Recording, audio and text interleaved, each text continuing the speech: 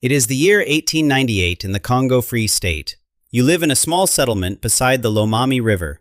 You are nobody famous, and your name will almost certainly never appear in a history textbook. The day is hot and heavy.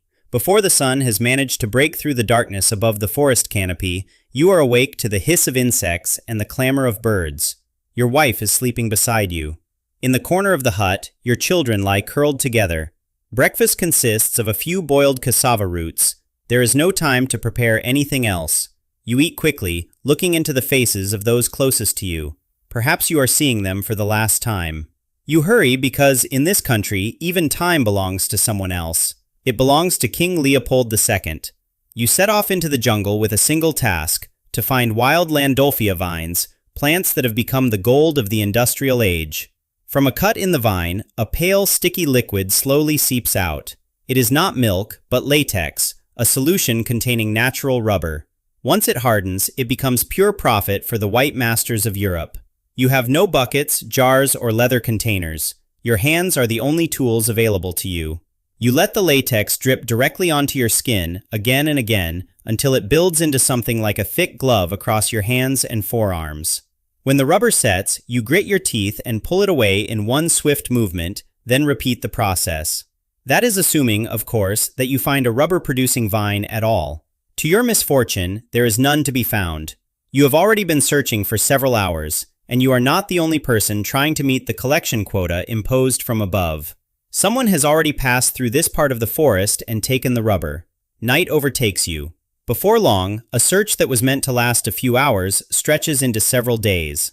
Eventually, you return home, far too late and carrying far too little. At the edge of the village, an overseer is waiting. He is a soldier from the Force Publique, appointed and armed by the Belgians to enforce the rubber quotas. In one hand, he holds a set of scales, in the other, a blade. The scales measure your labor, while his expression remains as cold as steel. You place the rubber you have collected on the weighing pan. It does not sink far enough. The overseer sees the shortfall. A moment later, he gives you an order that none of us would ever want to hear in our own lives. Place your hand on the table. This was the human price of the global industrial revolution. Rubber-powered bicycles and early motor cars. It helped insulate telegraph cables and supplied the machinery of modern industry. At the same time, it consumed human lives, one after another. Welcome to the Congo Free State, the most profitable private estate in the history of modern Europe. Its story begins with Leopold II. He had the bearing of a general, a cool, distant gaze, and a beard that looked as though it had been carved with a chisel. Leopold II of the House of Saxe-Coburg and Gotha was king of the Belgians and a ruler who dreamed of building a great empire. He was the son of Leopold I and Louise Marie of Orléans, and the grandson of a French king. From childhood, he had been steeped in court etiquette and taught to think in terms of ambition, rank, and dynastic prestige. Born in 1835, he became the second king of the Belgians in 1865. From the very beginning of his reign, he pursued the acquisition of a colony with remarkable persistence. Belgium was still a young country, and it possessed no overseas empire. For the monarch, that absence was a source of deep frustration. His father, Leopold I, had also dreamed of acquiring colonies, and Leopold II inherited those ambitions. He wanted his own portion of what he described as the magnificent African cake. That phrase reveals much about his motives. Although he presented colonial expansion as an effort to spread civilization, his conduct was driven chiefly by a hunger for power and by the prospect of controlling Africa's wealth. Leopold II was not an isolated figure. He represented the assumptions and ambitions of his age. European colonialism had emerged centuries earlier, driven by the desire for profit, the pursuit of prestige, and a conviction that European societies were inherently superior. Powers such as Spain, Portugal, France, and Great Britain established colonies to obtain raw materials, gold, cotton, and spices. They also wanted new markets for their goods and a way to extend their political power. To justify this expansion, Europeans promoted the idea of the so-called white man's burden, the claim that they had a duty to civilize peoples they labeled primitive or savage. Europe was then gaining a major technological advantage. Africa, despite its enormous cultural and political diversity, was forcibly subordinated, while its existing social structures were gradually damaged and dismantled.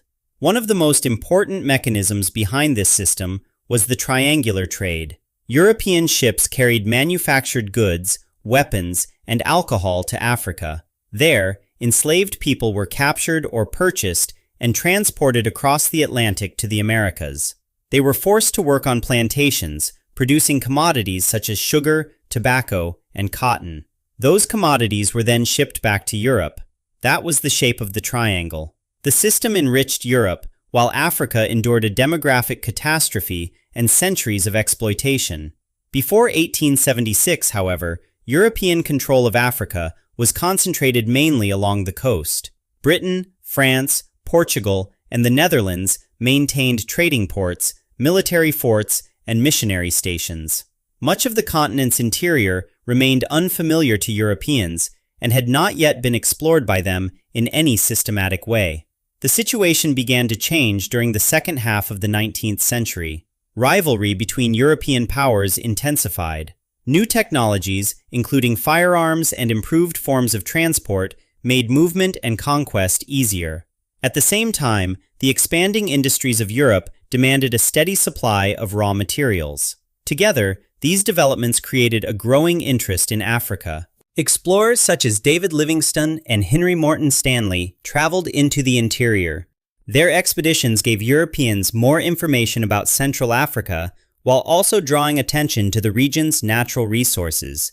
Reports of rivers, forests, and mineral wealth helped create the conditions for a much more aggressive phase of European colonial ambition. All of this coincided with the opening years of Leopold II's reign. He had long wanted a colony, but the Belgian Parliament and the Belgian public were cautious, even skeptical, about imperial expansion. Belgium had no established imperial tradition, no powerful colonial fleet, and little experience of administering overseas territories. Leopold therefore decided to proceed independently.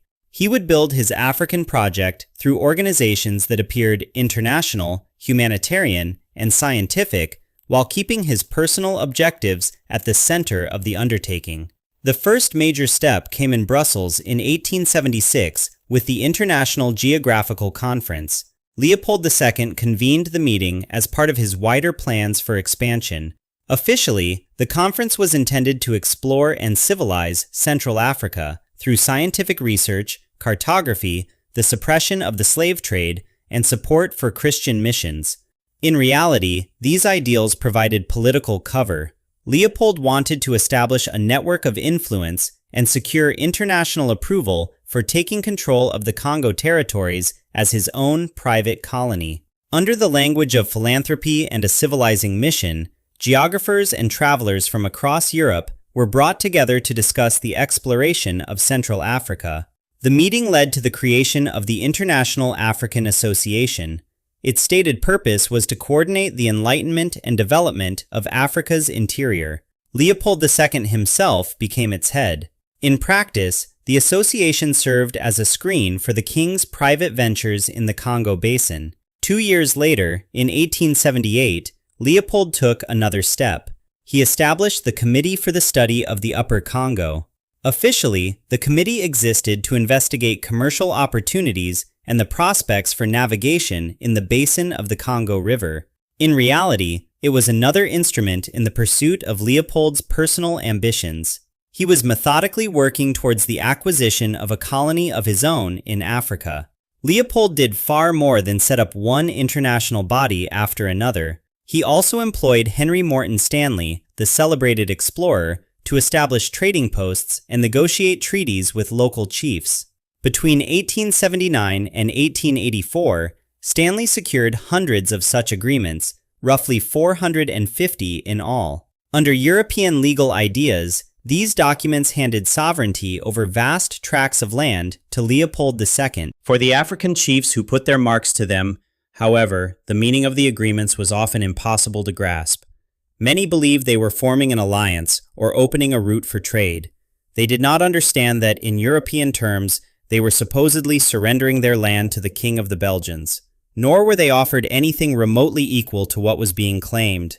A few bolts of cloth, Uniforms with shiny buttons, strings of beads, or bottles of gin could be enough to obtain a signature. In 1879, the committee was reshaped into the International Association of the Congo. Its work continued, but its purpose remained the same: to strengthen Leopold's hold over the region. Step by step, through organizations presented as international and agreements signed far from Europe, Leopold began asserting rights over an immense area of Central Africa. At the same time, competition for Africa was becoming more intense with every passing year. There was simply less of the continent left for European powers to divide between themselves, while more states were crowding around the table. Britain, France, Germany, and Italy all joined the race for territory, wealth, and influence. Older maritime empires, including Portugal and Spain, also had ambitions of their own. London dreamed of linking its colonies along a line from Cairo to Cape Town.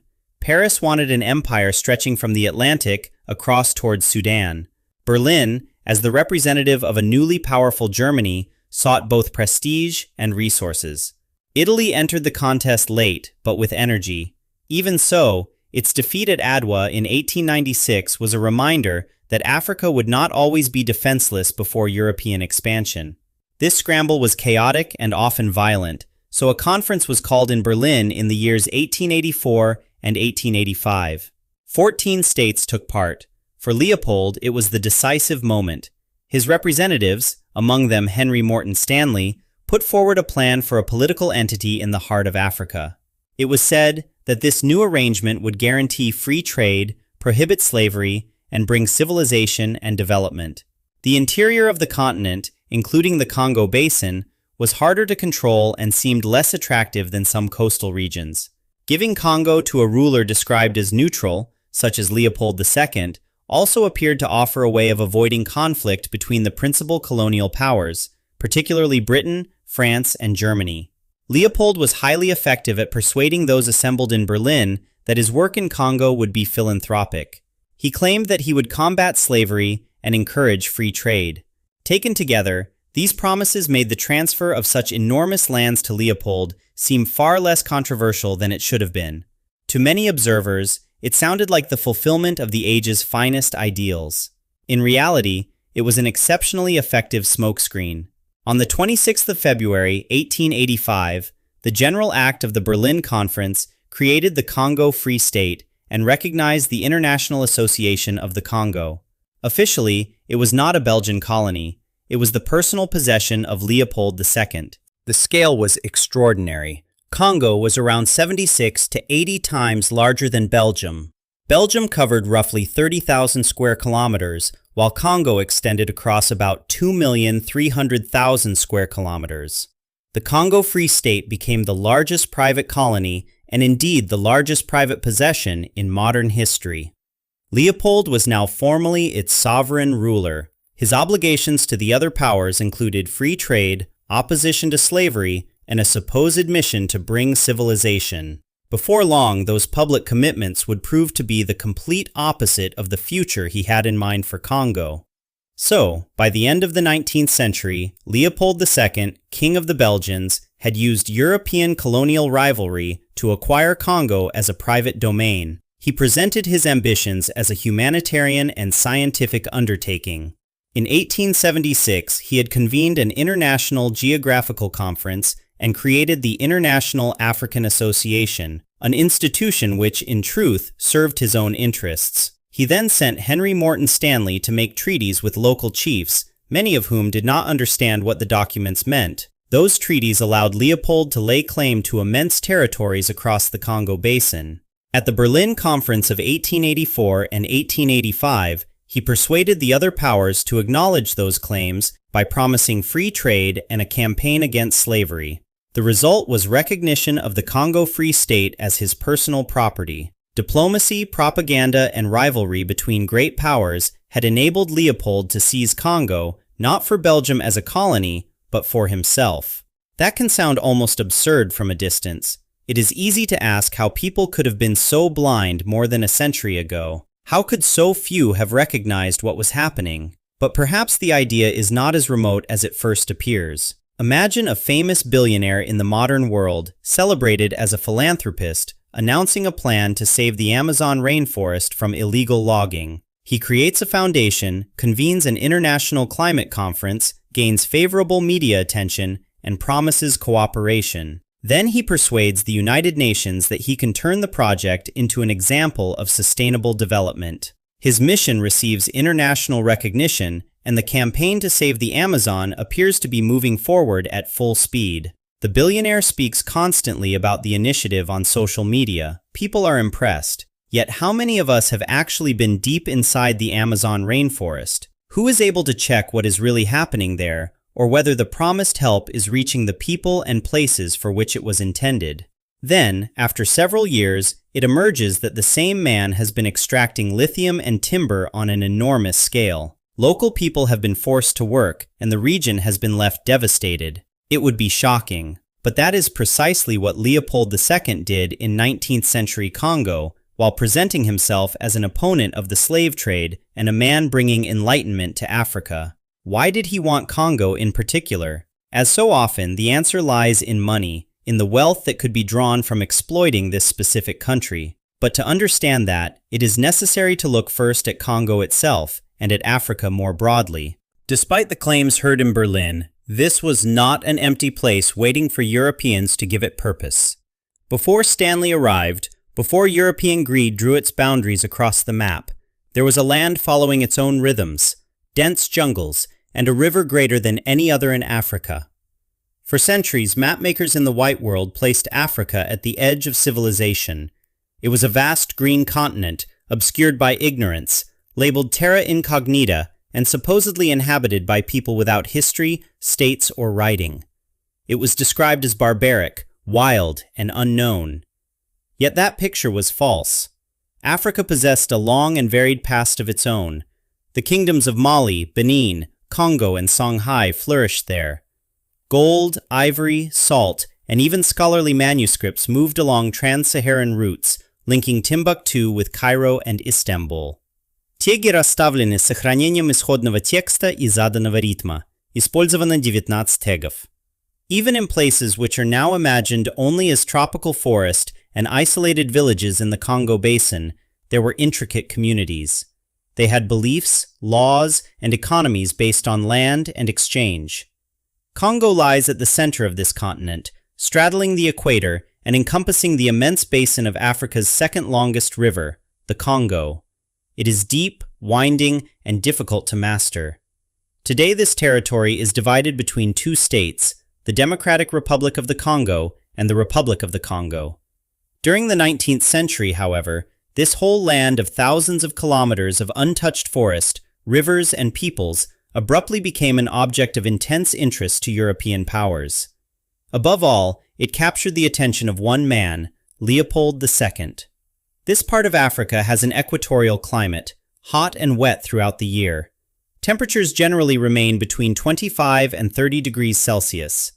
Rain can fall daily, sometimes for hours at a time, while humidity reaches 90%.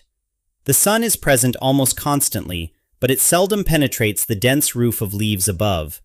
The rainforest of the Congo Basin is the world's second largest after the Amazon. Thick, tangled jungle, steaming damp air, and a maze of waterways have created a natural barrier which people found difficult to cross for centuries. The region's plant life is dominated by evergreen tropical forest. Kapok trees, mahogany, ebony, palms, and wild banana plants all grow here. Some vines are thicker than a human arm, and certain trees rise to 50 meters. Congo's animal life is equally striking and distinctive. It is home to gorillas, chimpanzees, okapi, which are relatives of the giraffe, forest elephants, leopards, and countless species of birds and reptiles. There are also deadly venomous snakes and insects. The Congo River itself contains crocodiles, hippopotamuses, and predatory fish, including the renowned Congo tigerfish, larger and more dangerous than a piranha. Before Europeans arrived, the Congo region was occupied by many peoples with rich cultures and established political systems. On the western coast, a fully centralized Kingdom of Congo had existed from the 14th century. Founded around the year 1390, it covered roughly 300,000 square kilometers at the height of its power, with an estimated population of between 2 and 3 million people. Its capital, Mbanza, Congo, was an important political and religious center. The Kingdom of Congo was not alone. The region also contained organized states including the kingdoms of Luba, Lunda, and Kuba, each with its own administrative and social arrangements. Between the years 1480 and 1490, the Kingdom of Congo made contact with the Portuguese. From then on, trade flowed westwards through Portuguese connections and eastwards through Arab merchants from Zanzibar and Tanganyika. Congo had valuable goods to offer. Ivory from Central Africa made its way to European courts. Copper from Katanga was highly prized and was used in the form of so-called Katanga crosses, which served as currency. There was local manufacturing too, including beautiful raffia cloth that travelers compared with silk. Congo's communities spoke a wide range of languages, followed their own religions, and maintained deep cultural traditions. Contact with Europe nevertheless began a gradual process of forced civilization. European accounts portrayed Africa as an untamed continent with no organization. That image helped to excuse colonial ambitions, while disregarding the reality of the societies already living there. Congo's rulers, including Mani Kongo Nzinga, who was baptized as John I, began accepting baptism as early as the year 1491. Christianity and European influence then entered the royal court at Mbanza, Congo. The Portuguese competed for influence in the area. They established colonies along the coast, including Luanda in Angola. Their advance into the interior, though, remained limited. Their primary control was over the slave trade on the Atlantic coast. Across the centuries, hundreds of thousands of people from the Congo region became victims of the transatlantic slave trade and were sent to supply plantations in Brazil and the Caribbean. Indigenous societies endured despite this devastation. In the 19th century, Central Africa's interior still included the kingdoms of Luba and Lunda in the south, the Kuba or Bakuba Kingdom in the Kasai Basin, and many Mongo communities in the equatorial forests. In the northeast, broad territories were inhabited by the Azande and Mangbetu peoples. There was contact with the outside world from the east as well. From the end of the 10th century, Arab merchants from East Africa had been moving deeper into the Congo Basin. By the middle of the 19th century, the well-known Arab trader Tipu Tip, Hamid bin Muhammad, had constructed a network of trading stations dealing in ivory and enslaved people along Congo's eastern fringes. His network reached as far as Stanley Falls, now Kisangani. When Henry Stanley traveled across Congo in the 1870s, he encountered Arab officials in the Maniema and Uele regions. The slave trade carried out by these Arab traders was devastating the eastern provinces. Villages were repeatedly raided, and their inhabitants were marched away in chains towards eastern markets. Leopold II used opposition to this Arab slave trade as a pretext for taking Congo. There really was a Congo-Arab War from around 1892 to 1894. Leopold's forces fought local Arab warlords, and the conflict ended with the victory of the Congo Free State and the destruction of rival trading networks. But what Leopold put in their place, as will become clear, was far, far worse. Leopold II was not an exception. He was one representative of his age, an age in which Africa was being colonized. Congo under Leopold was only one part of a much wider process, the conquest of the African continent by European powers at the end of the 19th century. Every power had its own interests and its own methods, but their purpose was always much the same: to obtain raw materials, secure markets for goods, and expand their influence. By the late 19th century, Europe viewed Africa as an El Dorado of resources and as new ground for expansion. The Industrial Revolution was driving demand for cotton, gold, diamonds, copper, and oil. European states saw Africa as an apparently inexhaustible storehouse of natural wealth.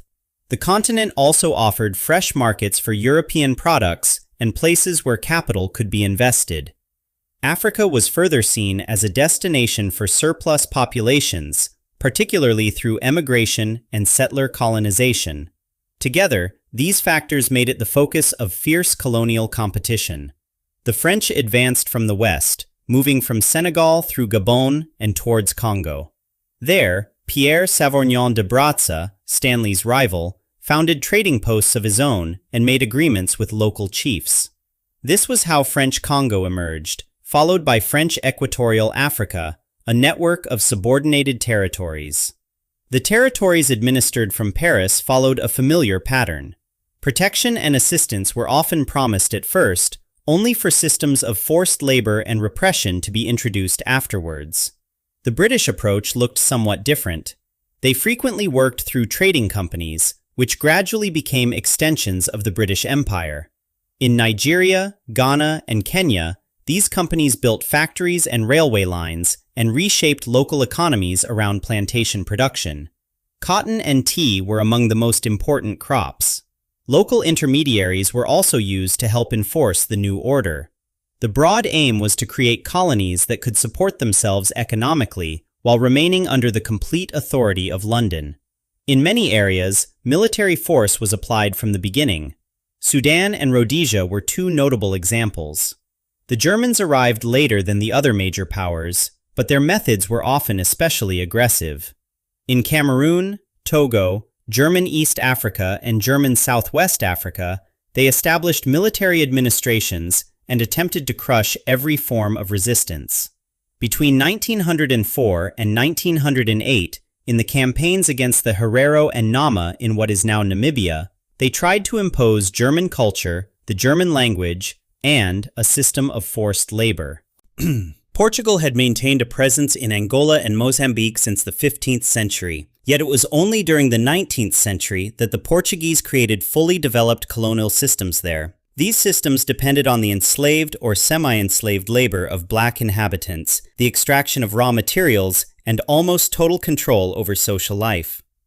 Italy also sought a place in the imperial competition, concentrating its efforts on the Horn of Africa. It colonized Eritrea and Somalia, and in 1911 it seized Libya. Its ambitions, however, had already suffered a serious setback. In 1896, the army of Emperor Menelik II defeated the Italians at Adwa. It was one of the very few major African victories over a European power. Behind the common phrase about bringing civilization to Africa, there was almost always the same reality: exploitation. The flag might change, but the basic formula remained remarkably consistent. First came subordination, then the removal of resources. After that, local institutions and social structures were reshaped, very often through brutal methods. The Congo of Leopold II may have been the most extreme example, but it was not an isolated one. Africa was divided like a cake on a European table, without the consent or even the knowledge of a single person living on the continent itself. The expression African cake was not a modern invention. Europeans actually used it to describe their own view of the partition. So far, this has been the European and global perspective. It is also worth looking at the Polish perspective because it offers a distinctive and revealing angle. There is no need, incidentally, to apologize for Polish colonialism. During the 19th century, Poles did not take part in the colonization of any country. Poland did not exist as an independent state at that time. It had been divided between the occupying powers and had no government capable of pursuing an overseas empire. Even so, Polish society developed its own ideas about Africa. Most people learned about the continent through newspaper reports and through travel literature, especially books written in the spirit of adventure. One important example was Henryk Sienkiewicz, who traveled to Africa in 1891. He visited Zanzibar and parts of East Africa, and later published a series of reports known as Letters from Africa. Sienkiewicz never reached the Congo and did not personally witness the colonial system established there. His attention remained focused on the eastern regions, including the areas that correspond to present-day Kenya and Tanzania. Many people will know his novel In Desert and Wilderness, published in 1911. It tells the story of an African boy named Kali and includes the subject of the Arab slave trade. The events are set in Sudan and around the Great Lakes. The novel is worth recalling in the context of this history because it reflects the period's ideas about what Europeans called wild Africa. On one side, there is sympathy for black people who have been enslaved. On the other, there are stereotypes that reveal how limited the understanding of African societies could be. That does not necessarily make Sienkiewicz unusual for his time. Like the average educated Pole living under foreign rule, he was not aware of the catastrophe unfolding in the heart of Africa under the administration of men such as Leopold II.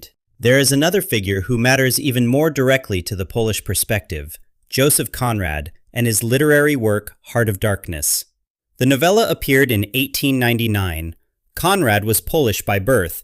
His real name was Józef Konrad Korzeniowski. In 1890, he traveled along the Congo River as the captain of a trading vessel and saw the reality of that region at first hand.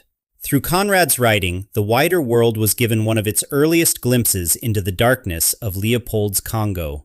The account was not presented as a straightforward report. Konrad concealed and transformed what he had witnessed within a work of literary fiction, but the experience behind it came from the world he had actually seen. A brief review of the Congo before Leopold II. Before the age of Leopold II, the Congo was not an empty land, despite the way European propagandists portrayed it. It contained a multitude of societies, kingdoms, and communities that had lived for centuries according to the rhythms of the river and the forest. Fishing villages stood along the banks. Deeper within the forests were hunting and gathering communities. There were also highly developed forms of political and social organization, including the Kingdom of Congo, whose origins reach back to the 15th century. These communities had their own languages, religions, and rituals. Life could certainly be difficult, but it was established, familiar, and meaningful to the people who lived it. Most importantly, the Congo was not Europe, but difference should not be confused with the absence of civilization. It represented another civilization, one that Europeans judged to be less developed and still in its early stages, but a civilization all the same. Within that dense, humid forest, however, a plant was growing that would transform the fate of the entire region. It was Landolphia owariensis, a rubber-producing vine. It grew in enormous numbers, winding around trees and pushing through the undergrowth. To the people of the Congo, it looked ordinary and wild. No one could have imagined that this unremarkable vine, rather than gold or ivory, would become their greatest curse. The reason was the world's growing obsession with rubber and industrial production. Once demand began to surge, profits were extracted from the plant at any cost. The sap running through those vines would soon be tied to a system of violence, coercion, and enormous wealth. Chapter 3. Rubber. After 1885, when Leopold II formally took control of the Congo Free State, ivory was the first major source of his wealth. To Europeans, ivory represented luxury, prestige, and prosperity. It was used for gun handles, piano keys, figurines, fans, and jewelry. During the 19th century, it was particularly fashionable in the form of combs and billiard balls. This was a world before the invention of plastic. Ivory was therefore one of the most valuable materials available for making elegant objects used in everyday life. Across Europe and North America, demand rose at a rate that encouraged increasingly intensive hunting. Before the European powers arrived, the people of the Congo generally lived alongside elephants without treating them as a limitless resource. The animals were usually left alone. When they were hunted, it was done infrequently and with caution. Ivory had value, of course. It could be sold in local markets, and sometimes it traveled along trading routes towards the Sahel or the coast of the Indian Ocean. Yet it was normally obtained one animal at a time by experienced hunters who understood both the danger and the importance of treating the animal with care. The arrival of the imperial powers changed that balance completely. In the forests of the Congo, European agents, assisted by local hunters, tracked down and killed elephants on a mass scale. Their bodies were cut open so that the valuable tusks could be removed. A single pair could weigh several dozen kilograms. For local people, participation in this trade was not a free choice. They were forced to join hunting expeditions and threatened with punishment if they failed to deliver the required quantity of ivory. The people who had once hunted carefully and occasionally were now expected to supply a colonial economy whose appetite seemed impossible to satisfy. But the real El Dorado was still to come, and it would arrive with rubber. During the 1890s, the world entered a period of rapidly expanding demand for natural rubber. Industrial growth, especially in the motor and telegraph industries, created an entirely new market. Bicycle tires, followed later by automobile tires, seals, transmission belts, and insulation for electrical wires, all required a material that was flexible and resistant to water. Rubber had important advantages over the materials previously used for these purposes. Once it had been treated through vulcanization, it could be turned into a substance that was durable, elastic, and resistant to both moisture and wear. Earlier attempts to rely on leather, hemp, or seals made from fats could not produce comparable results. By the end of the 19th century, it was becoming clear that rubber belonged to the future. The question was where enough rubber could be found. The answer was latex, a milky plant sap made up of a water-based emulsion containing rubber particles and other organic compounds. Once the latex had been coagulated and dried, it became raw rubber. That material could then undergo vulcanization, transforming it into the elastic and durable substance used throughout industry. Across the world, latex was obtained chiefly from Hevea brasiliensis, commonly known as the rubber tree. It was first cultivated on a large scale in Brazil and later in Southeast Asia. The plantations there operated according to an organized system. Workers made controlled cuts in the bark, collected the latex in containers, and sent it on for further processing in factories. This was a productive, mechanized, and predictable market economy. The situation in the Congo was entirely different. There were no orderly rubber plantations. Latex certainly existed, but it came from wild vines of the Landolphia ovariensis species, growing deep within the hot, wet equatorial forest.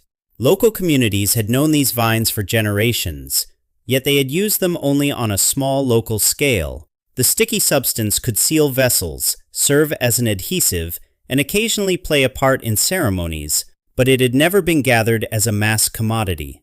Extracting latex from the vines was difficult, slow, and inefficient.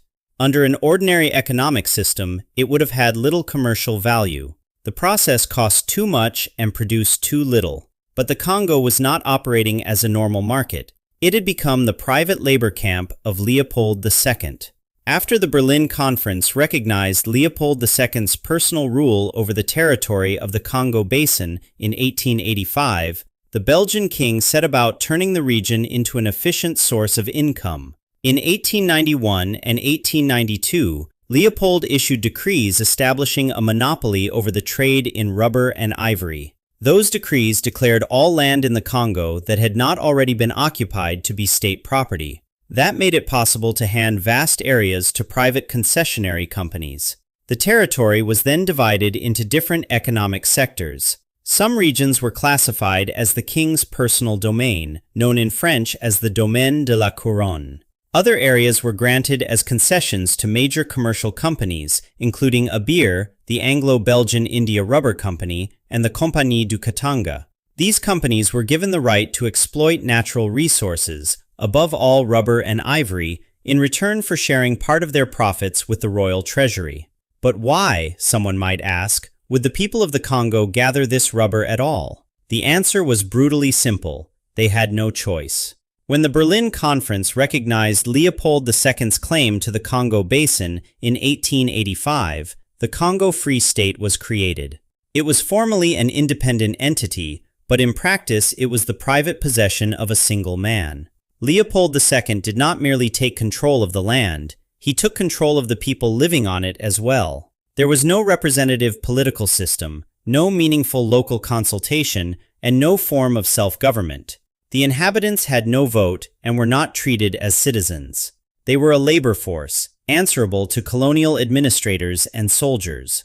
By the closing years of the 19th century, the Congo Free State had begun extracting rubber across the territory. In the heart of the tropical Congolese forest, thousands of people repeated the same task day after day. Their assignment was to obtain rubber, but there were no plantations, specialized tools, or modern technology to make the work easier. In the Congo Free State, the main instrument of latex extraction was the human body itself.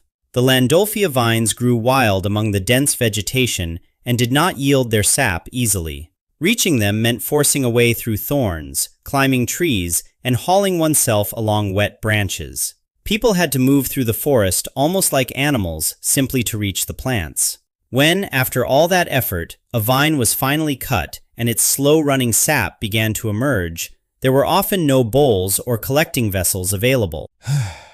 The quickest and simplest solution was to let the sticky liquid run directly over the workers' hands and onto their skin. There it hardened into brown, flexible crusts. Then those crusts had to be torn away. There was no water, no soap, and no disinfectant. Workers had only their fingers, their fingernails, and sometimes a stone. The wounds did not matter. The scars were not counted. The rubber was counted, kilogram by kilogram. Every quantity handed over to a colonial official brought a brief measure of safety for the worker and the worker's family. Every shortfall carried the threat of punishment. The process continued day after day and week after week. Sometimes entire villages vanished into the forest, driven away from their homes and left to disappear from view. Meanwhile, far away in Brussels, officials counted francs. New export routes appeared on maps, along with fresh figures showing supposed improvements in productivity. Leopold II had reasons to be pleased, because every gram of rubber represented money flowing into his private empire. Yet even that was not considered enough. To increase the yield from the wild vines, the authorities introduced a system of compulsory quotas. Men from local communities were ordered to supply a specified quantity of raw rubber by a fixed date, often several kilograms each month. Because the plants grew scattered through the forest, meeting such a target could require many full days of exhausting work in the jungle. The responsibility for enforcing these quotas fell to the Force Publique, the colonial armed force. It consisted of Belgian officers and African soldiers serving under their command. Many of those soldiers had been recruited from regions culturally distant from the central Congo. This separation was deliberate, because it reduced the likelihood that they would feel solidarity with the people whose labor they were being ordered to control. The quota system was enforced through collective responsibility. At first, soldiers and officials would seize members of a worker's family and hold them hostage. If the required rubber was not delivered on time and in the required amount, punishment followed. The entire arrangement was designed to make the pressure reach beyond the individual collector. A person might be forced into the forest because the safety of parents, spouses, or children depended on meeting a target imposed by the colonial administration. Leopold II's system contained another especially grim feature. Soldiers in the Force Publique were expected to account for every cartridge they fired. The stated purpose was to prevent the waste or misuse of ammunition. To demonstrate that a weapon had been used as ordered, they had to provide tangible proof that the shot had achieved its intended purpose. That proof was a human hand. In practice, the rule produced situations of extreme violence. Soldiers might waste ammunition, or they might save their cartridges rather than use them in the way their officers demanded. Yet they still needed to show that they had dealt with people accused of failing to supply enough rubber. A severed hand could therefore be presented as evidence that the Force Publique had carried out its task successfully. In some cases, the hand was taken from a person who was still alive. The practice reveals how completely the system had stripped people of their humanity. It remains one of the most disturbing episodes in modern history because it shows how easily the boundary between an order and a human life can disappear when profit is treated as the highest value. Once financial output becomes more important than the lives producing it, administrative rules can be turned into instruments of terror. In reality, the Congo Free State's so-called economic system disrupted nearly every part of social life. Hundreds of thousands of people were moved from settled and cultivated areas into regions of remote, uncontrolled forest. That displacement made it much harder to maintain traditional livelihoods. Farming became more difficult, hunting was interrupted, and communities could no longer rely on the routines that had sustained them. The result was hunger.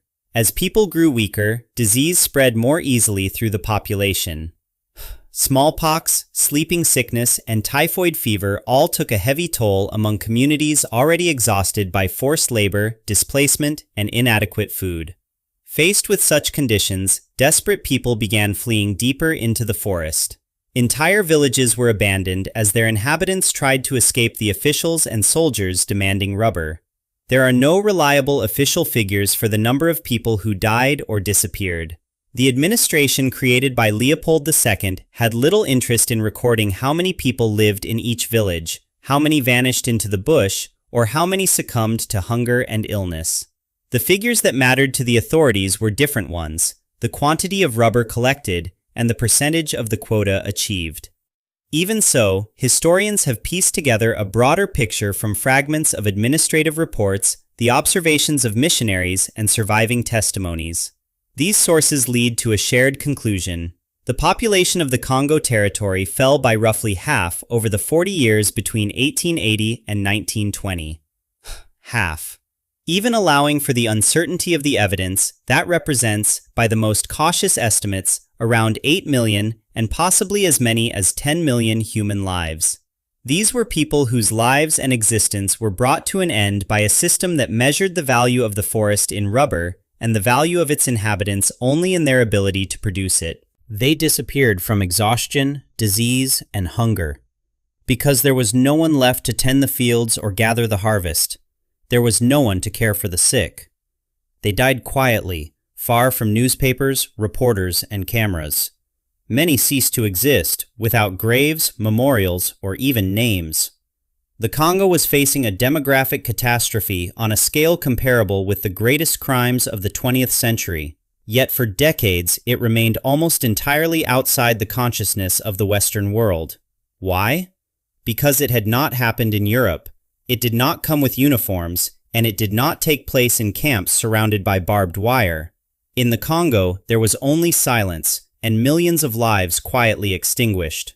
Теги расставлены по жесткому ритму пунктуации, с обязательными тегами в начале абзацев и теплым финальным тоном. It is important to add that other colonial powers committed atrocities of their own. The French Congo, now the Republic of the Congo, and once commonly called Congo-Brazzaville, was also caught up in the rubber boom. Concessionary companies, some of them backed by Belgian capital, used systems of forced labor there as well.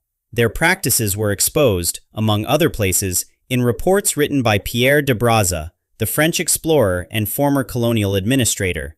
His report was finally published in 1905. Under Portuguese and German rule, there were also campaigns of extermination against peoples who resisted colonial control. One example was the persecution of the Herero and Nama peoples in German Southwest Africa between 1904 and 1907. Even so, the Congo of Leopold II is generally regarded as an extreme case. That judgment rests on several features. The territory was enormous, the coercion was organized on an institutional scale, and the entire system was controlled as the personal possession of a private ruler. Leopold II created one of the largest, and yet for a long time, one of the least recognized crimes against humanity in history. At a certain point, French, Portuguese, and German officials began studying these methods of exploitation and adapting elements of them in their own colonies.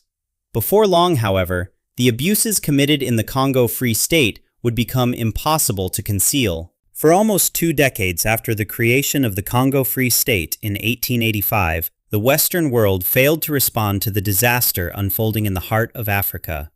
Leopold II had successfully fashioned an image of himself as both a philanthropist and a far-sighted modernizer. According to some sources, including the book King Leopold's Ghost, published in 1998, he accumulated an immense personal fortune from rubber and ivory. Adjusted to modern values and taking inflation into account, that wealth has been estimated at roughly 1.2 billion United States dollars, or about 5 billion Polish zloty. Leopold used substantial sums drawn from the Congo to finance infrastructure in Belgium. In his speeches, he presented himself as a defender of Christian values and a missionary of modernity. He claimed to be fighting the Arab slave trade and bringing civilization to what Europeans called the Dark Continent. European newspapers, diplomatic reports, and travel writing frequently repeated this portrait, helping to fix it in the public imagination. In Belgium, the king's great enterprise became a source of national pride. People spoke of civilizing supposedly savage peoples, constructing schools, hospitals, and churches. They spoke much less often about exploitation, the rubber concessions, or the machinery of coercion that made the entire project possible. This public narrative was also sustained by the quiet approval of many religious institutions. Often acting in good faith, missionaries nevertheless supported the colonial civilizing mission and became connected to the administration that enforced it. For example, in 1888, Missionaries from the Shoit congregation began working in the Congo. They evangelized, established schools and hospitals, taught basic hygiene, and cared for the sick. They introduced education into communities that had previously been denied access to writing and modern medical treatment. Yet their work was frequently tied to the colonial authorities. Reports often used a deeply patronizing language, describing Africans as children of God who needed discipline and supervision. Cruelties were sometimes condemned, but more often they were ignored, softened, or treated as an unavoidable price of progress. What we would now describe as civilizational hypocrisy was then woven into the wider European order and into an ideology accepted by much of society. Europeans believed that they possessed the moral right, and even the moral duty, to impose their values on other peoples, even when that imposition began with violence. During the 19th century, pseudoscientific theories also became increasingly popular. Phrenology, for instance, claimed that the shape of a person's skull revealed their intelligence and character.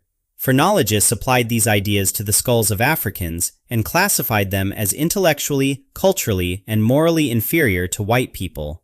In their view, such supposed evidence justified the exploitation of Africans and even their use as slaves.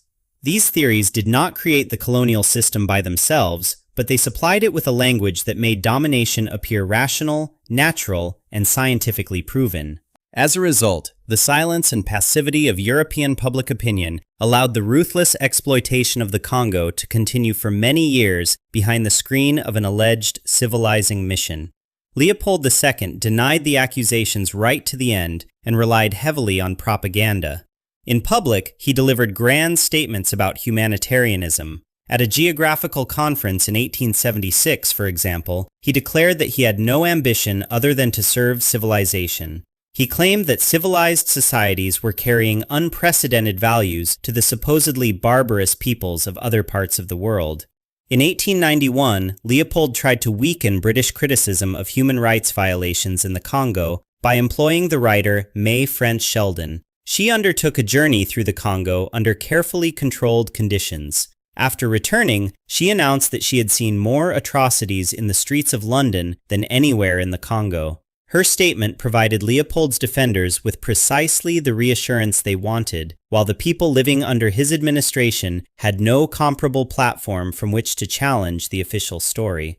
Behind the scenes, Leopold was issuing instructions that directly contradicted his humanitarian rhetoric. In private guidance sent to Stanley, he wrote bluntly that the aim was not to establish Belgian colonies, but to build the largest possible state. In that state, he said, there could be no question of granting black people even the shadow of political power. All authority was to remain in the hands of white men directing the posts. The expression he used for black people was common in Leopold's administration, but it was consistently employed in a contemptuous and demeaning way. The private instructions exposed the real structure of the project far more clearly than the king's public speeches ever did. Political power was to belong exclusively to Europeans, while Africans were to provide labor and resources. Leopold also paid close attention to the visual and symbolic side of his legacy. During the World Exhibition held in Brussels in 1897, he organized what was called a Congolese village. The display was presented as an exhibition, although the description of a human zoo would be more accurate. 267 Congolese people were brought from the Belgian Congo to Belgium and placed in an artificially arranged settlement beside Lake Tervuren. Visitors watched them through fences, supposedly observing an authentic expression of African culture. In reality, these men, women, and children were treated as exhibits. They were displayed for the curiosity of European spectators and denied the dignity normally afforded to people rather than objects. 7 Congolese people died during the exhibition as a result of the cold and illness. When the display ended, many of the survivors were left without the means to support themselves. The event was popular at the time, but it is now remembered as one of the most shameful episodes in the history of Belgian colonialism.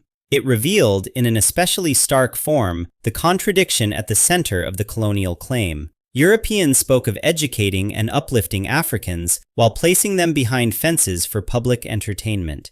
Only towards the end of the 19th century, after years of silence, did the first serious voices of opposition begin to emerge against what was taking place in the Congo Free State. One of the earliest and most important critics was George Washington Williams, an American preacher, writer, and former soldier. In 1889, he traveled to the Congo as an independent observer. What he witnessed there shocked him deeply. In 1890, he published an open letter addressed to King Leopold II. In it, Williams accused the king of committing a crime against humanity, using that phrase long before it entered the vocabulary of international law. He listed forced labor, executions, the seizure of land, and the systematic destruction of local communities. His letter challenged the carefully constructed image of Leopold as a benefactor and exposed the gap between the language of civilization and the violence used to enforce it. Williams died the following year in 1891, and for a long time his appeal received no meaningful response. Over the following years, a small number of Protestant missionaries began reporting what the colonial administration was doing. Their accounts reached newspapers in Britain, where the subject was being raised with increasing frequency from the 1890s onwards. The Westminster Gazette printed articles about violence inflicted on the people of the Congo. By 1897, members of the British Parliament were already asking questions about Leopold's part in the system. The Belgian government responded with firm and repeated denials. Leopold himself put money into protecting his public image. Journalists were paid to write of his civilizing mission and of the supposed benefits that Europe and Belgium were bringing to Africa. Clergymen, too, began to address the matter. William Shepherd, for instance, described the treatment of the Bakuba people in 1904 and was sued as a result. Belgian priests, however, generally continued not to challenge Leopold's methods. Yet time was changing the mood beyond the Congo. As the 19th century gave way to the 20th, international public opinion gradually began to shift. More reports from the Congo Free State were reaching the press, and each new revelation fed public outrage. Silence was slowly being replaced by pressure. A decisive change was approaching in the way the wider world viewed the Congo. The history of the Congo is, in many respects, a history of silence. But some people saw what was happening and refused to look away. While Europe calculated the returns from colonial ventures, while Congolese rubber became dividends, prizes, and further extensions of empire, there were people who chose questions over profit. Two of the most important were Edmund Dean Morel, an unassuming employee of a shipping company, and Roger Casement, a British consul. In an age without the internet, satellite photographs, or organizations such as Amnesty International, they helped set in motion one of the earliest international campaigns for human rights. Their efforts eventually forced Europe to confront what was being done in the Congo. Morel was a man of remarkable determination. Early 20th century photographs show a sharply observant man with a thick mustache, carefully arranged hair, and an elegant suit, the appearance of a conventional British gentleman of the period. Behind that composed exterior, however, stood a fearless campaigner for human rights. He had begun as an ordinary employee of Elder Dempster, the shipping firm that carried goods between Europe and the Congo. Each day he could see what was loaded onto the vessels. Towards the end of the 19th century, a pattern caught his attention. Ships leaving Britain for Africa were packed, but their cargoes were not principally food, medicines, or ordinary trading goods. They carried firearms and ammunition. When those same ships returned from the Congo, they were laden with rubber and ivory. Morel began asking where the paperwork was. Where were the commercial records, the bills, the invoices, the purchase agreements? There were none. Nothing showed that payment had been made for the wealth arriving from the Congo. At that point, the nature of the arrangement became clear to him. This was not an equal exchange. In truth, it was not trade at all. It was plunder. And if nobody was paying for the goods, then somebody must have been compelled to produce them. Morel, a relatively ordinary shipping clerk, was among the first to state the reality plainly. A system of slavery was operating in the Congo. In 1900, he left his well-paid post and devoted himself to exposing the truth about the Congo Free State. He wrote newspaper articles, arranged public lectures, and built contacts with missionaries, campaigners, and politicians. In 1903, he established his own newspaper, the West African Mail, devoted entirely to the Congo question.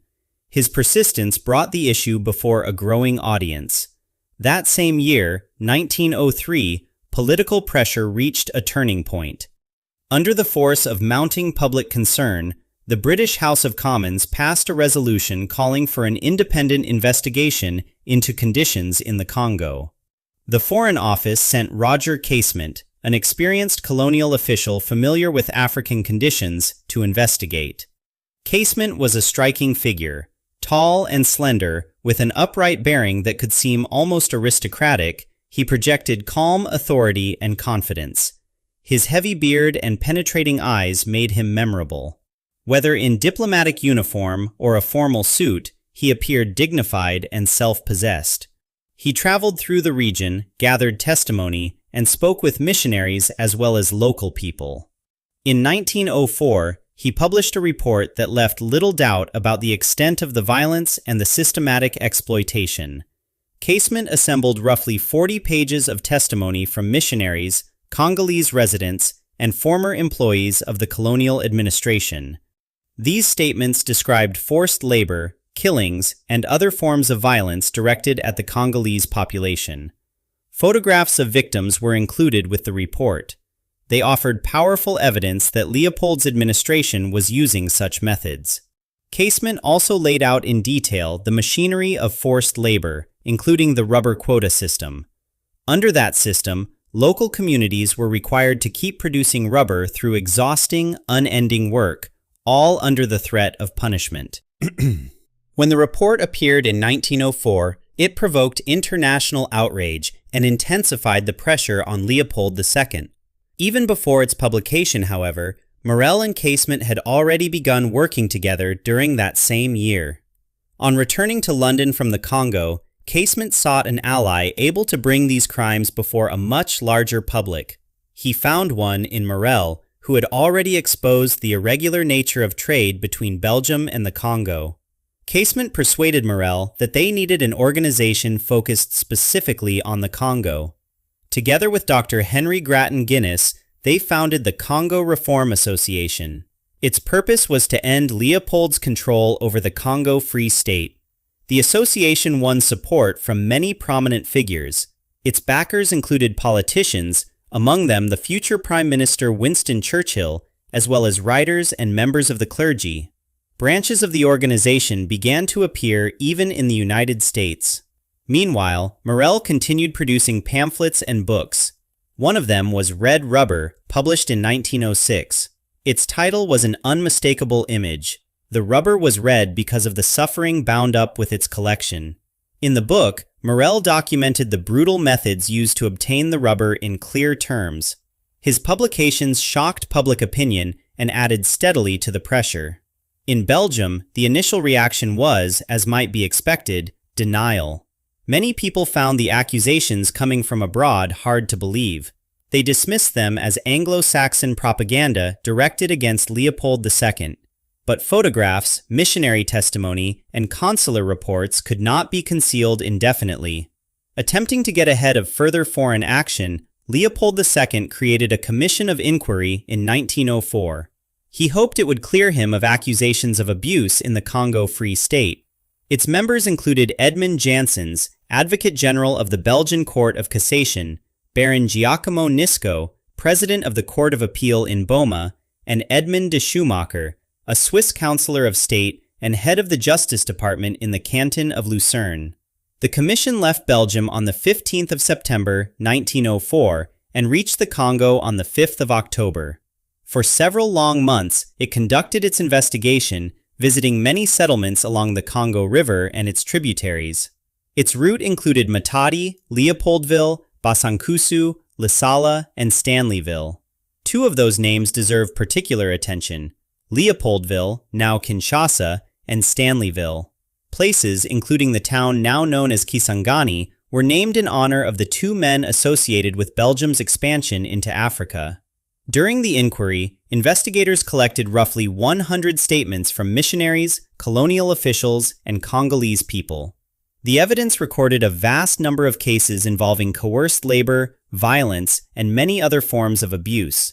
The report, issued in 1905, confirmed that forced labor was built into the system. It described how rubber quotas were imposed and enforced. People were held hostage, corporal punishment was inflicted, and villages were destroyed. It also delivered a fierce condemnation of Leopold's concession companies, among them the Anglo-Belgian India Rubber Company. Their conduct was described as a stain on the history of settlement in Central Africa. For the wider public, the workings of this system came as a shock. Companies such as Abir received exclusive rights from the Congo Free State, and therefore in practical terms from Leopold himself, the territory's sole owner, to extract natural resources from designated areas. On the ground, this granted them control over those regions and left them able to use whatever means they chose in pursuit of the greatest possible profit.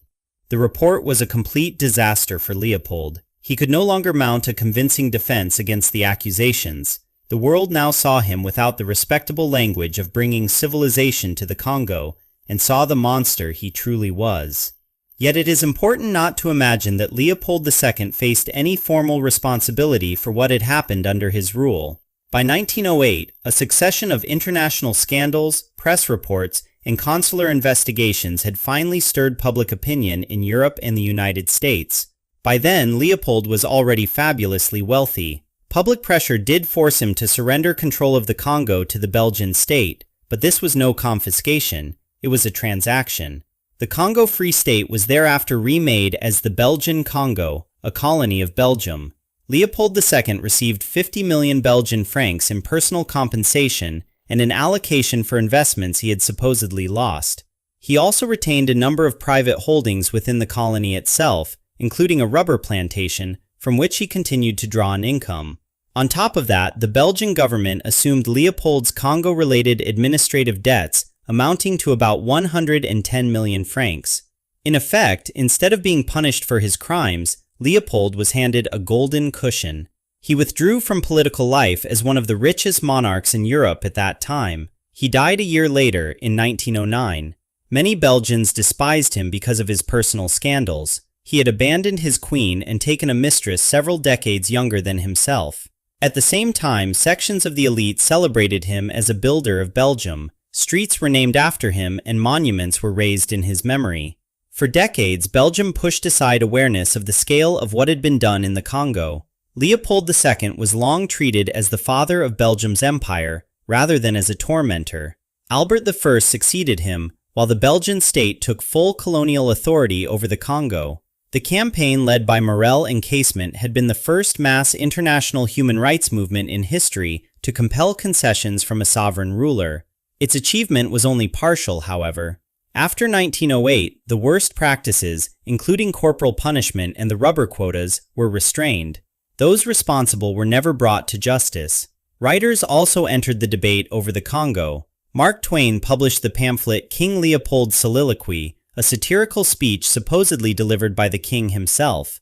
In it, Leopold hypocritically defended his conduct behind the language of civilization. In later years, Arthur Conan Doyle, the creator of Sherlock Holmes, published The Crime of the Congo in 1909. The book assembled testimony and analysis that exposed the reality of Leopold II's rule. What became of Morel and Casement themselves? Morel continued campaigning for further reforms in the Belgian Congo. Once the First World War began, however, his attention turned to pacifism. Casement was hailed as a hero, awarded the Order of St. Michael and St. George, and given a knighthood. Later he became involved in the Irish independence movement. There is a bitter irony here. The two foremost advocates for justice in the Congo both paid a heavy personal price. Morel was imprisoned in 1917 for opposing the war. Casement went to the gallows as a traitor to the British Empire. Their legacy, though, was to bring the Congo's tragedy before the world and to establish a precedent for later humanitarian campaigns. The consequences of this history did not end there. They continue into the present. The demographic toll of Leopold II's rule in the Congo Free State from 1885 to 1908 ranks among the most horrifying records of colonialism. Estimates of the death toll differ, but most historians agree that the population of the Congo fell by roughly half over those 2 decades. Some sources put the number of victims at between 8 million and 10 million people. An exact demographic account for that period is difficult to establish because the colonizers did not conduct reliable population censuses. The first official census in the Congo did not take place until 1924. Even so, Roger Casement's report of 1904 already pointed to a devastating population decline across many regions. Casement observed that communities he had visited 10 years earlier, places then alive with people, had become almost empty or had vanished altogether. There was no single cause behind this demographic catastrophe. The enforcement of rubber quotas and forced labor were among the most obvious factors. But hunger also played its part. Social and family structures were broken apart, which in turn reduced birth rates. Epidemics, including African sleeping sickness and smallpox, spread among people already weakened and undernourished. After 1908, when the Congo passed from Leopold's personal control to direct Belgian administration, certain reforms were introduced.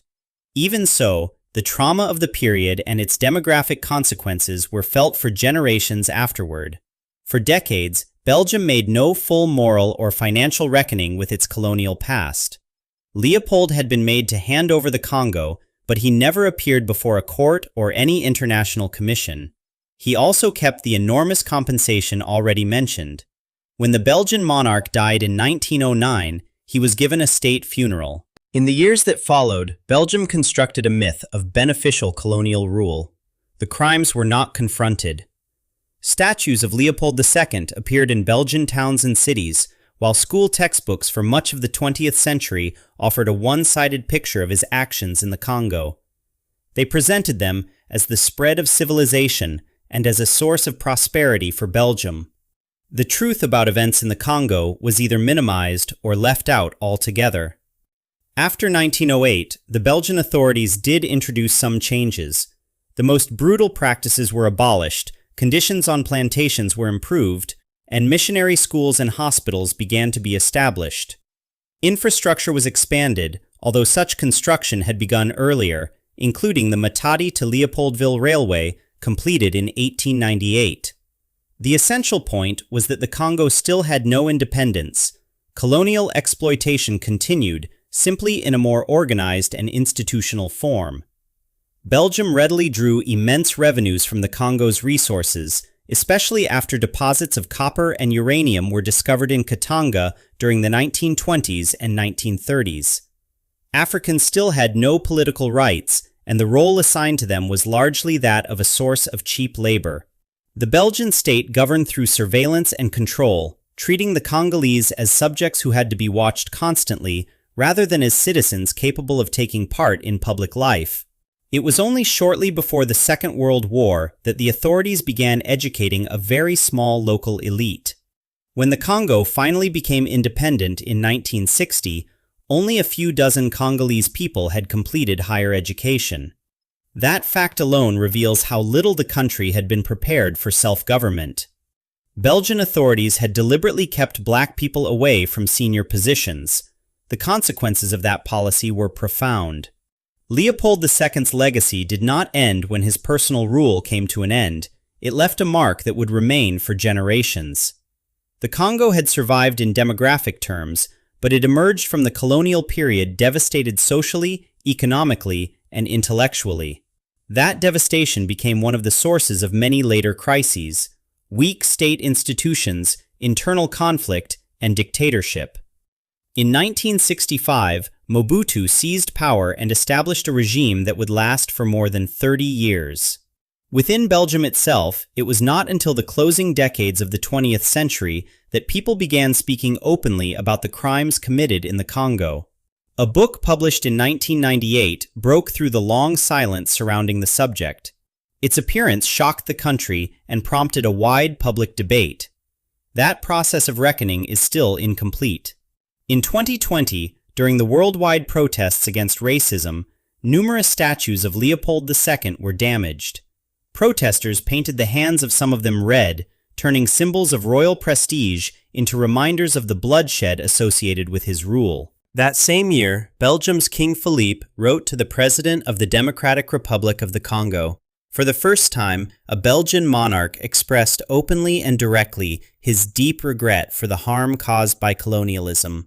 Yet the letter contained no formal apology and certainly no proposal for compensation or restitution. The episode showed that a full accounting of the past had still not taken place. Many Belgians are only now beginning to learn the true scale of the horror in the former colony, a horror that had been kept out of public discussion for generations. And what of Africa itself? As you may remember, by the end of the 19th century, almost the whole of Africa had been divided among European powers. That division was formalized at the Berlin Conference of 1884 and 1885. By 1900, roughly 90% of the continent was under colonial control. The principal exceptions were Ethiopia and Liberia. France and Britain built the largest empires, while Germany and Italy also acquired colonies, though with less success. Colonial rule meant the forced extraction of wealth and labor, the destruction or weakening of existing local structures, and the imposition of European standards in the name of civilization. After the Second World War, decolonization began, becoming one of the great global turning points of the 20th century. The war had left Europe's colonial powers weakened both economically and militarily. At the same time, it strengthened the principle that peoples should have the right to determine their own political future. That idea was promoted, among others, by the United States and the Soviet Union. The creation of the United Nations gave the campaign against colonialism an international platform. The organization openly supported the dismantling of colonial rule, and African independence movements gained new legitimacy as well as support from abroad. During the 1950s and 1960s, one African country after another declared independence. Ghana became independent in 1957, the first country south of the Sahara to do so, and many others followed. In some cases, the transfer of power happened rapidly before functioning institutions and experienced administrations could be established. The year 1960 became known as the Year of Africa because as many as 17 countries on the continent achieved sovereignty during it. Formal independence, however, did not remove the enormous difficulties these new states faced. Colonial governments had drawn borders for their own administrative and strategic purposes. Those lines often bore little relation to ethnic, linguistic, or historical divisions within the population.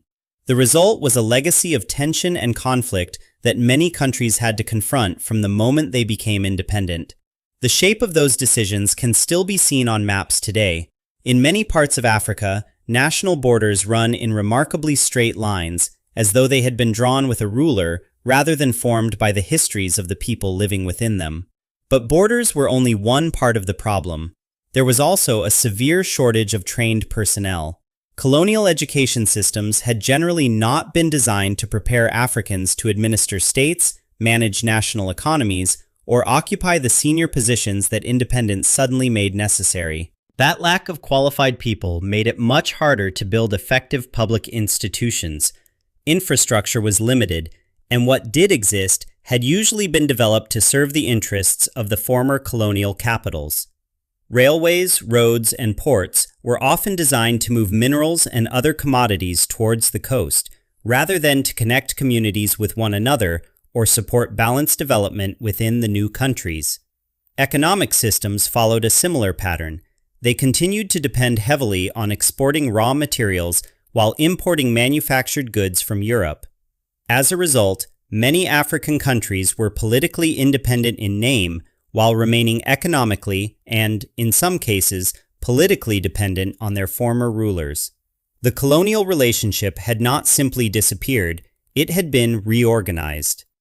Under these conditions, a large number of states became vulnerable to military coups, civil wars, and prolonged ethnic conflicts.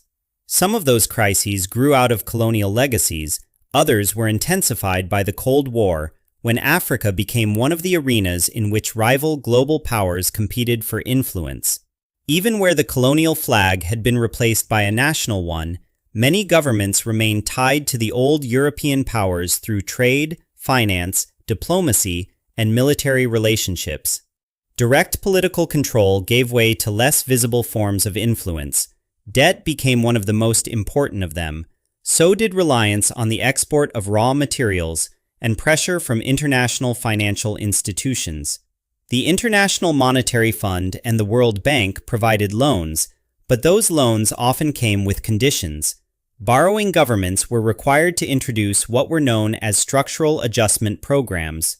These measures commonly included reductions in public spending, the privatization of state-owned services and businesses, and the opening of domestic markets to outside competition. In many countries, such policies deepened inequality and made already fragile local economies even more vulnerable. The effects of that arrangement have not vanished. Many African countries still struggle with political instability, poverty, entrenched corruption, and unequal access to education and healthcare. Colonialism did not cease to matter simply because European flags were lowered and new national flags were raised. Its legacy survived by taking a different form. There is one further thought that cannot be left aside, because it remains difficult to ignore. Some stories do not offer a neat moral. Instead, history presents a bill. It is paid by people whose names we will never know, because no official record preserved them, and because those who counted the profits did not consider their lives worth counting. Perhaps what will stay with you is the fact that, for more than 2 decades, an entire country, a territory larger than all of Western Europe, was treated as the private property of one man. Perhaps it is the image of thousands of officials, priests, business people, intellectuals, and journalists who were able to witness what was happening and remain silent. Or perhaps it is the knowledge that it took many decades before these events were described honestly, and that numerous people involved have still never been held to account. What strikes me most is how easily evil can disguise itself. It can put on a uniform decorated with the symbols of progress, speak in the language of civilization and order, and claim to serve some higher purpose. It can continue for a very long time when no one asks the essential question, who in reality is meant to benefit from all this? This is not only a story about Leopold II, about greed concealed behind respectable manners, or about the silence that allowed a crime to remain protected for far too long. It is also a warning. The greatest danger may not always come from tyrants themselves. Perhaps it comes from those who look directly at suffering and still fail to see it.